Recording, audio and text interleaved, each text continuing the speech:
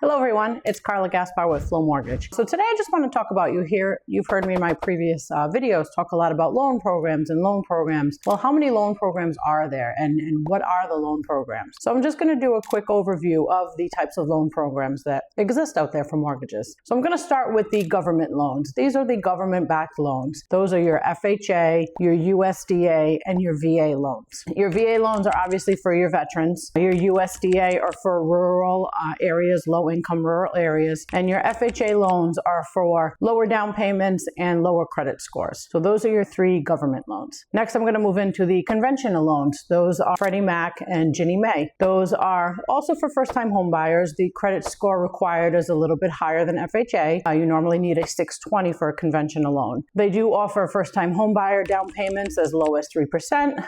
You can also do as low as 5%. And then increments up from there. So those are your two conventional loans, and those go up to 30 years, just like the government loans do. 30 years, 20 years, 15 years, they all offer different amortization periods. So from those loans too, so those are the main ones that we do, are the government loans and the conventional loans. And those are all called qualified mortgages because they fit within those lending guidelines. Then we have our whole non-QM suite of loan programs. Non-QM meaning non-qualified mortgage. So these are all of the funky type of mortgages that we do. The investor loans for people that are self-employed that don't show a lot of income on their tax returns. We have bank statement loans. We have profit and loss statement loans, 1099 statement loans. I'm trying to think, asset utilization loans, asset depletion loans. These are loans when you have a lot of money in investments and you don't want to pull that money out. So we use those funds as a way to generate a monthly income amount. So we do a lot of those. Also our DSCR loans, that's called a debt service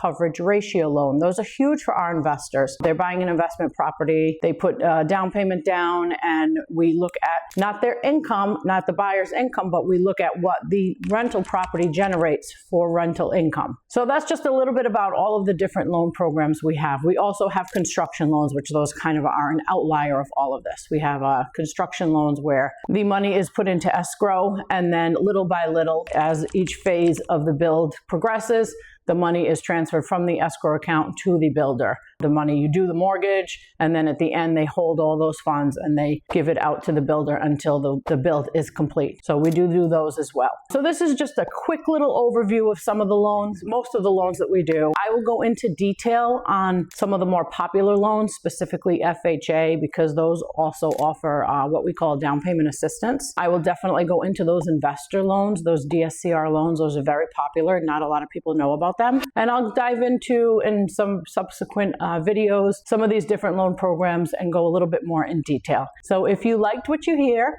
if you liked my content, please like, subscribe to my YouTube channel, and reach out with any questions. Thank you.